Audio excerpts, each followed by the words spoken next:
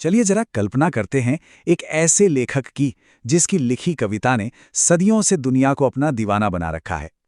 लेकिन उस लेखक की अपनी जिंदगी ही एक बहुत बड़ा रहस्य है।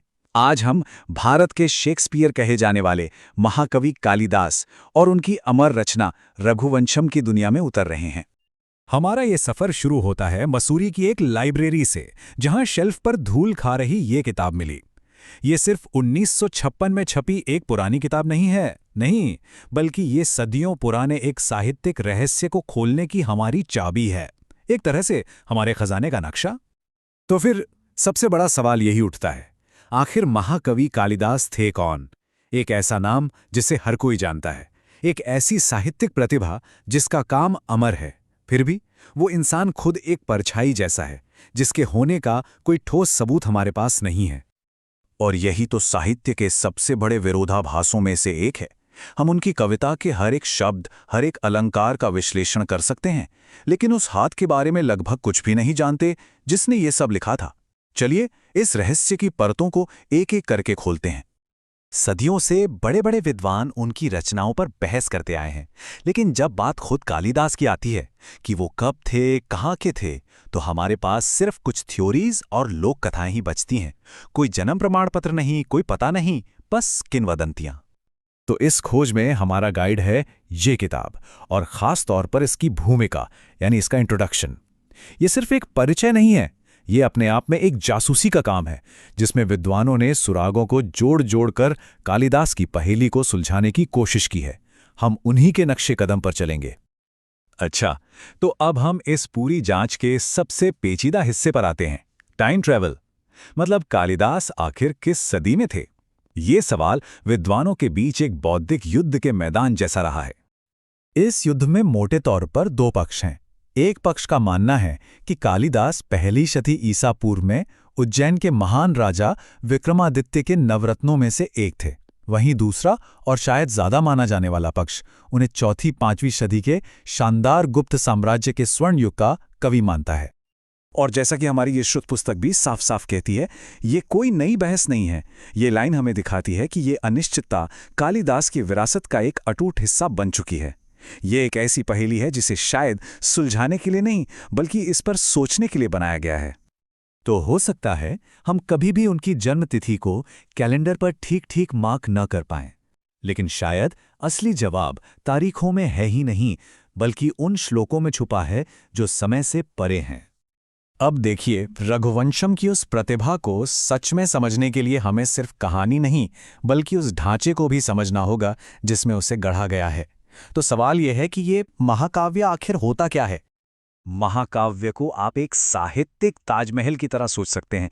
ये सिर्फ एक लंबी कहानी नहीं है, यह एक बहुत बड़ी भव्य संरचना है जिसके अपने नियम हैं, अपनी परंपराएं हैं और अपनी एक अलग ही शान है, जैसा कि हमारी स्रोत पुस्तक बताती है। तो एक महाकाव्य बनाने का समझिए एक खास फॉर्मूला होता है। आप एक महान नायक से शुरू करते हैं, उसे चैप्टर्स यानी सर्गों में बांटते हैं, फिर आप उसमें प्यार, वीरता और दुख के अलग अलग रंग मिलाते हैं, और आखिर में आप इसे प्रकृति की सुंदरता और जीवन के दर्शन से सजाते हैं। ये सिर्फ मनोरंजन नहीं, ये जीवन जीने की कला का एक पाठ भी है। तो अब जब हम इस खेल के नियम जान गए हैं, तो चलिए मैदान में उतरते हैं। आइए रघुवंशम की इस शानदार गाथा में गोता लगाते हैं, सूर्य के वंशजों की कहानी, जहां धर्म, नेतृत्व और इंसान की भावनाएं आपस में टकराती हैं। ये महाकथा 3 बड़े स्तंभों पर टिकी है। दिलीप, वो धर्मपरायण राजा जो एक बेटे के लिए तरस रहे थे, रघु, वो वीर पुत्र जिसने एक साम्राज्य बनाया, और अज, वो दुखद प्रेमी जिसका दिल टूट गया था। हमारी कहानी की शुरुआत होती है राजा दिलीप के साथ। सोचिए कि आपके पास सब कुछ है, एक खुशहाल राज्य, प्रजा का प्यार, लेकिन वो एक चीज जो आप सबसे ज्यादा चाहते हैं, एक वारिस, वो आपके पास नहीं है। यही दुख उन्हें एक पवित्र यात्रा पर ले जाता है, और यहीं उन्हें एक नामुमकिन चुनाव का सामना करना पड़ता है। एक पवित्र गाय की रक्षा के लिए उन्हें एक भूखे शेर के सामने खुद को बलिदान करना होगा।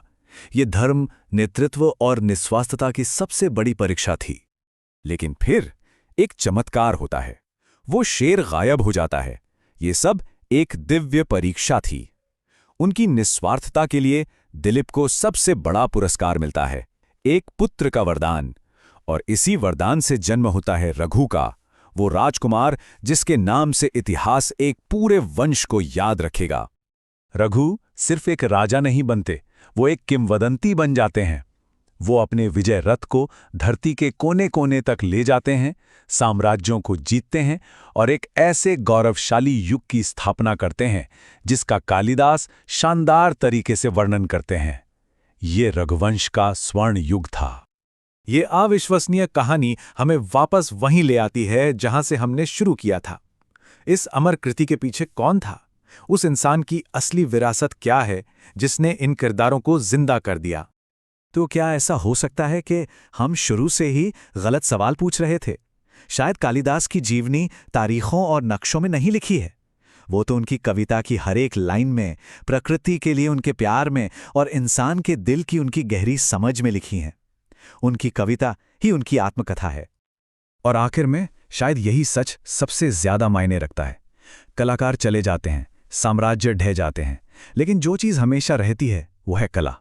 जैसा कि ये श्लोक हमें याद दिलाता है, कविता अमर है, ये अपने बनाने वाले से भी आगे निकल जाती है। और ये विश्लेषण हमें इस अंतिम सवाल पर छोड़ जाता है, हम एक कलाकार को कैसे याद रखते हैं? उनके जीवन के तथ्यों से या उस विरासत से जो वो दुनिया के लिए पीछे छोड़ जाते हैं? कालिदास के मामले में जवाब उनकी अमर कविता में गूंजता है।